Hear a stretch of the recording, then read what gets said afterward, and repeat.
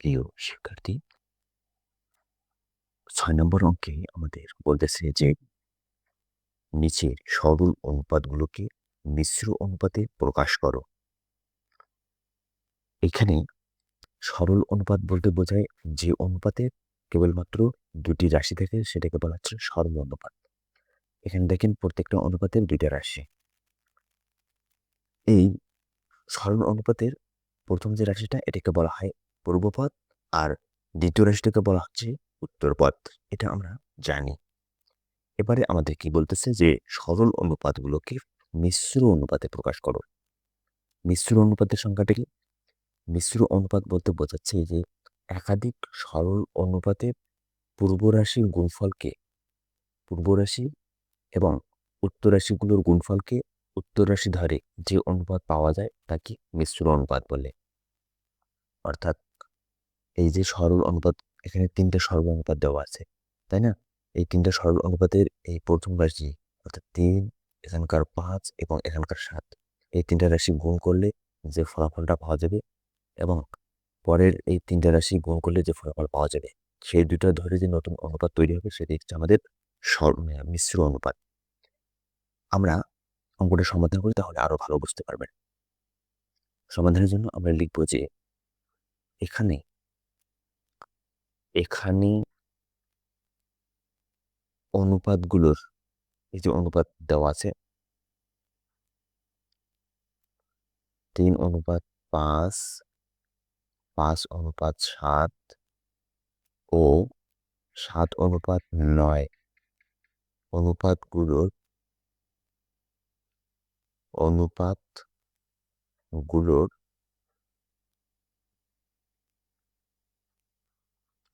অনুপাতগুলোর পূর্বরাশি পূর্বরাশি।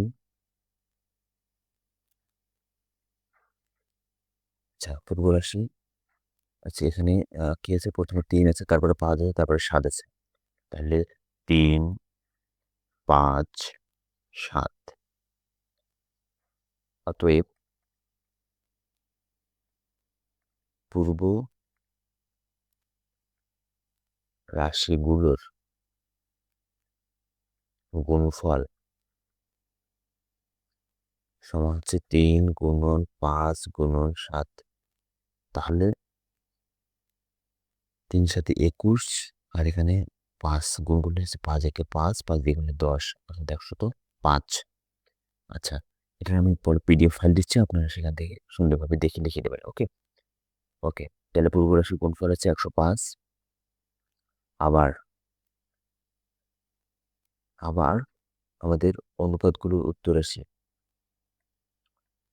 অনুপাতগুলোর উত্তর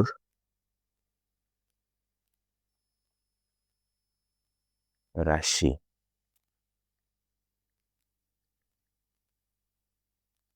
এই অনুপাতগুলোর উত্তর রাশি কি কি? উত্তর রাশিগুলো হচ্ছে আমাদের 5, আপনার বইটির সাথে নেন, 5, 7, 9। তাহলে আমরা লিখতে পারি যে অতএব উত্তর রাশিগুলোর গুণফল ইজ ইকুয়াল টু 5 গুণন 7 গুণন 9। তাহলে হচ্ছে যে আমাদের এই 5, 7, 9 যদি আমরা গুণ করে 5 গুণন 7 গুণন 9, তাহলে হচ্ছে 315। তাহলে 315। ওকে, তাহলে অতএব নির্ণেয় মিশ্র অনুপাত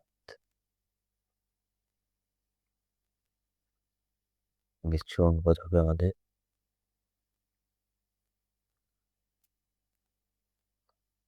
তাহলে এখান থেকে পেলাম 105, এখান থেকে পেলাম 315, তাই না?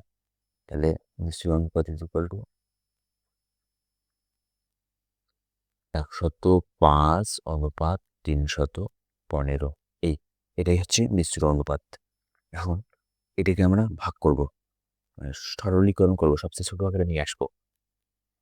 ওকে, তাহলে এই ২ টাকে যদি আমরা ১০৫ দ্বারা ভাগ করি তাহলে এই ১০৫কে ১০৫ দ্বারা ভাগ করলে ভাগফল এখানে আসতেছে ১, আর এই ৩১৫কে ১০৫ দ্বারা ভাগ করলে ভাগফল এখানে আসতেছে ৩।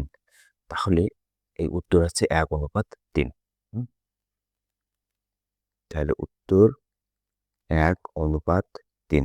এই হচ্ছে আমাদের ক নং সমস্যার সমাধান। এবার আসেন খ নম্বর সমস্যার সমাধানে। খ নম্বর সমস্যার সমাধানে কি দেওয়া আছে? খ নম্বর সমস্যায় দেওয়া আছে আমাদের ৫:৩, তারপরে ৭:৫ এবং ৯:৭। তাহলে এখানে আমরা লিখি যে এখানে পূর্ব রাশি ৫, ৭ ও ৯ এর গুণফল = ৫ গুণন ৭ গুণন ৯। তাহলে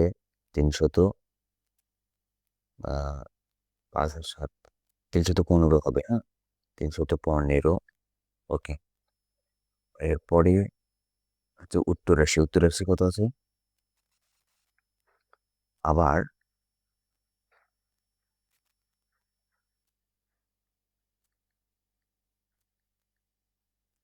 উত্তর রাশি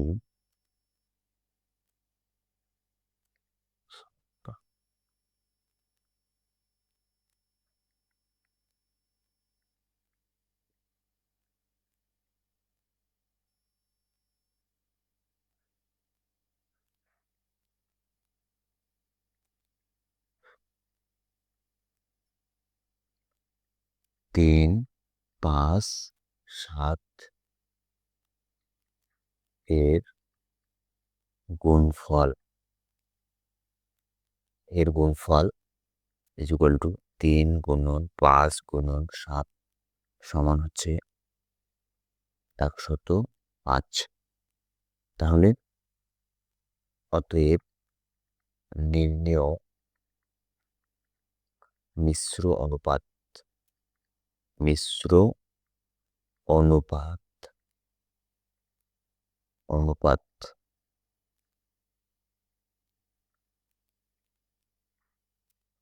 তাহলে নির্ণয় মিশ্র অনুপাত সমান হচ্ছে আমাদের ৩১৫:১০৫। আগের মতোই ৩১৫কে ১০৫ দ্বারা ভাগ করলে ভাগফল হচ্ছে ৩। এখানে হচ্ছে ১০৫কে ১০৫ দ্বারা ভাগ করলে ভাগফল ১। অর্থাৎ এর আগে যে আমরা ইয়েটা করলাম, ক নম্বরে যেটা করলাম তার বিপরীত হচ্ছে এটা। এই হচ্ছে আমাদের ক এবং খ নম্বর সমস্যার সমাধান।